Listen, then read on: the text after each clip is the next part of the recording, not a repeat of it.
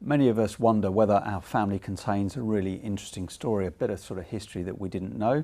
Sometimes it's a story that's been passed down the generations and we just think, if I've got time, I'll go off and research that. Well, one person who actually did that is joining me today, David Worsfold, and he uncovered an absolutely fascinating story about his extended family.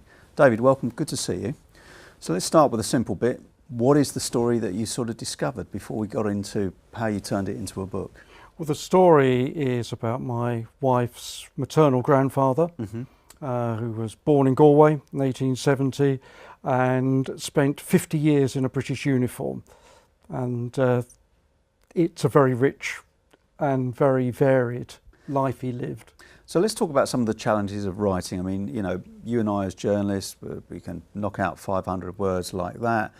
You know, a couple of thousand words for a feature, again, it's not the biggest challenge, but, you know, there's a lot more words in a book like this. So how did you sort of, you know, kind of face that challenge? I mean, how did you, I guess, develop the discipline to actually pull it all together into a book of 60, 70,000 words? You're quite right, Lawrence. That's a huge step from doing what you and I have done every day of our working lives for the last 30 odd years. I did massive amount of research because, first of all, I had to convince myself there was a story there and had to try and fill in some of those gaps. Beginning of last year, I got to the stage where I'd filled in most of the gaps.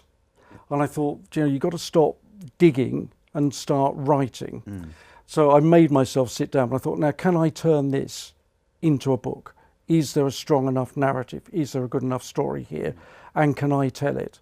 So, yeah, I literally made myself sit down for 2 or 3 weeks and say, right, you are now going to try and write this and prove to yourself you can do it.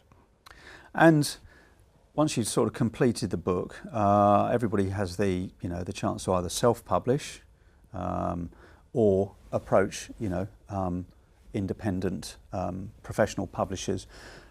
What was your sort of decision-making process there? My process really was, yes, I could self-publish, and I looked into that, and that was my long stop. What I did want to get it independently published for, I think, sort of 3 principal reasons. Firstly, it's someone else that really knows publishing, knows that market, saying, yeah, this is worth publishing. We believe in it. You say, have you got the belief in yourself to write a book? Well, yes, I can write it. Have I got the belief that anyone else wants to read it? That's another step. So the approval of an independent publisher is important. Secondly, of course, you can self-publish, and that's fine. You get a book out of it. You've then got to sell it. You've got to get it to a market. Okay, finding the right publisher opens up that market.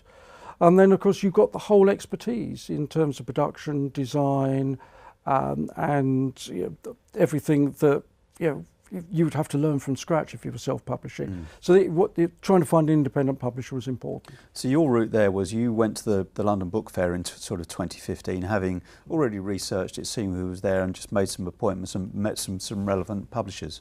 Yeah, I did. Well, it was at the stage where I'd written the first 25, 30,000 words. I proved to myself that I could write the book and that I could see where it was going to go. I could see that there was a story and that I was going to be able to tell it.